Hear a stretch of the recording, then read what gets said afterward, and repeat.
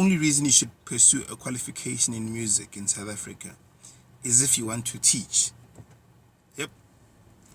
Because from what I can see, maybe I haven't traveled enough, maybe I haven't met enough people, but from what I can see, people who have musical qualifications can only make money from it as teachers.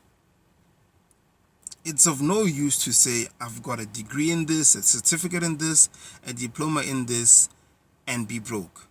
Okay? The reality of the fact is that degrees on their own are becoming irrelevant. Okay?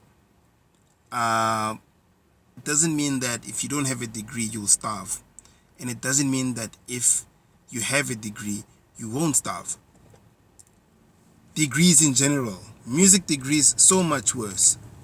If you know in your heart that you're not a teacher and you don't have teaching interests or capabilities, then you have, I would say, don't bother yourself with pursuing, a qualification in music, because that is what people do. They teach in high schools, they teach in FETs, and they teach in high schools, FETs, and universities.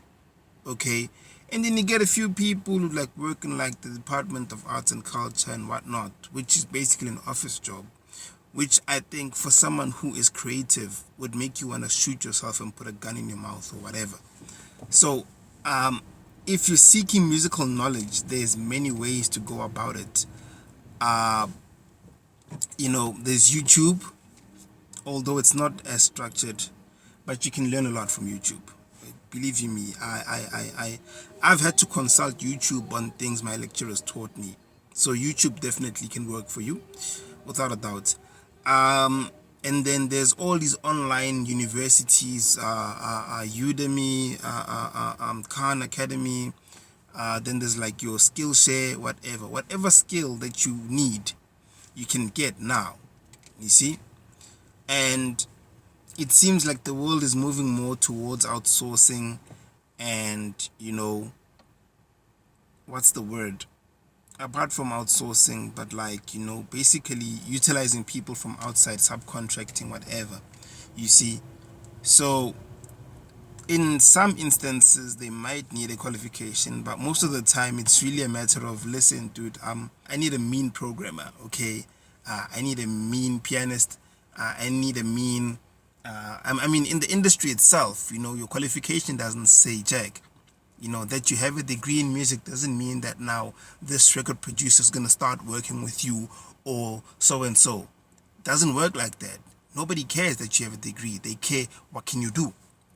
So you want to invest in your skills. You want to invest in your ability to play, in your ability to write, in your ability to arrange and program, whatever. And you can learn all of that online. If you want to be employed and be in an office or teach, then go ahead and do the degree or the diploma, whatever.